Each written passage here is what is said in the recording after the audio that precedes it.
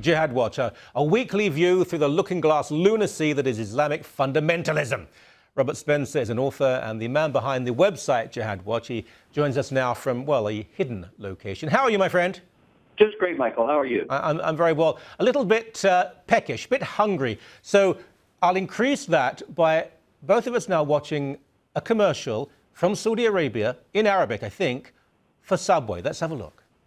على كيفي اطلب اطيب سندويتش عند سبوي طازج مش معقول على كيفي طازج اطيب سندويتش عند سبوي عند سبوي اطلب سندوتشك على كيفك 8 سندوتشات مع 6 جرامات دسم او اقل على طول زي ما تقول. Yum, yum, big halal yum. Now, I completely respect Muslims who keep halal as Jews who keep kosher laws. Entirely up to them. What I object to is when those views and laws are imposed on other people. In Britain and Ireland, 200 outlets, branches of Subway, will now be completely halal. No pork or ham or bacon and so on. Most of these places, there aren't that many Muslims in Britain and Ireland. Most of these places, there's not even a Muslim population. I think this is very, very threatening. Absolutely, Michael. Look, it's pure and simple Islamic supremacism. That they're not just content to be free to abide by their own laws, but they have to impose them on everyone else. And the Subway chain very tellingly said that they were bowing to overwhelming Muslim demand by doing this. And so, in other words, the Muslim demand was not just that halal meat be available, but that ham and pork not be available. And so that means what they want to do is impose the strictures of Islamic law on non-Muslims, and that's why it becomes a matter of concern. Now, I may have misread British and Irish law, but is it a basic human right to be able to go into a Subway? I mean, if you had to go into another restaurant, would it really hurt you so terribly much? Again, I respect their religiosity. Fine, don't go to Subway, go to a restaurant that is totally halal. Yes, precisely.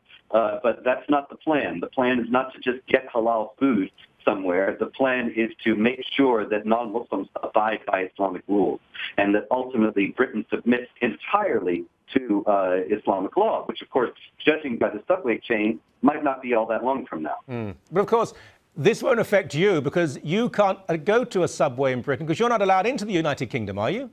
That's right, and I will help them out by not going to a Subway in the U.S. either, just as a gesture of solidarity for those who might have wanted ham or bacon on their sandwich in Britain. But actually, the idea that I'm not allowed in Britain simply for saying that Islam is a doctrine of warfare against unbelievers, which it obviously does, is just another symptom of the same thing, Michael. It's not as if I robbed a bank or robbed a church or something. What I did was I spoke things that are offensive to Muslims. And they are offensive to Muslims because I was speaking unwanted truths that they would rather not have known. And so they prevailed upon the British government to have me banned. It's the same thing. Britain, there again, is bowing to Islamic sensibilities instead of standing up for freedom. Yeah, it is quite incredible that you should be banned from... I mean, thank goodness I have British citizenship as well as Canadian. They can't ban me, but it's quite incredible that they would say no to you simply because you have an opinion that's based, I think, on scholarship. Now, Justin Trudeau, the leader of the Liberal Party, who thinks that being Prime Minister might be a fun game to have, he is now in a little bit of hot water. I doubt if he'll say much about this, but we've now found out that a group that he praised very highly has been put on the terrorist list. Let's hear Justin Trudeau speaking about love and hugs and all that sort of thing. It is short-sighted to pit groups of Canadians against one another. It may make some feel good for a little while or even work politically in the short term, but it is no way to build a country, least of all this country. It is not who we are.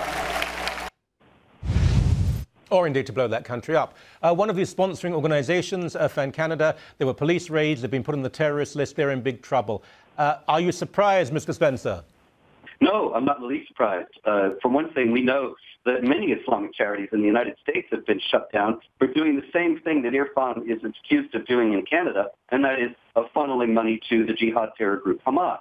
Those include what was once the largest Islamic charity in the United States, the Holy Land Foundation for Relief and Development, as well as the Global Relief Foundation, the Benevolence International Foundation, and many others. All of them were giving money to jihad terror groups just like Irfan. That is illegal. It's very simple. Muslims are welcome to operate charities and Justin Trudeau to love those charities, but they're not free to send the money to terror groups. That ought to be an elementary principle that even Mr. Trudeau can understand. I doubt if he does understand it, but even if he did, I think he'd find a way to ignore it. It's not just about him. There are politicians all over North America and Europe who fall for this. Indeed, absolutely. And part of this, of course, is the ongoing demonization of anybody who speaks out against it and the tarring of them as racists and bigots that makes people like Justin Trudeau think, well, then obviously I have to support these people because I don't want to be tarred with that kind of accusation. That could be severely damaging or end my political career altogether. Yeah. So I'll play ball with them. Exactly. All right, I'm off to get a Subway with a double brandy, I think. Thank you, as always, for your time, my friend. It's a pleasure, Michael. Thank you.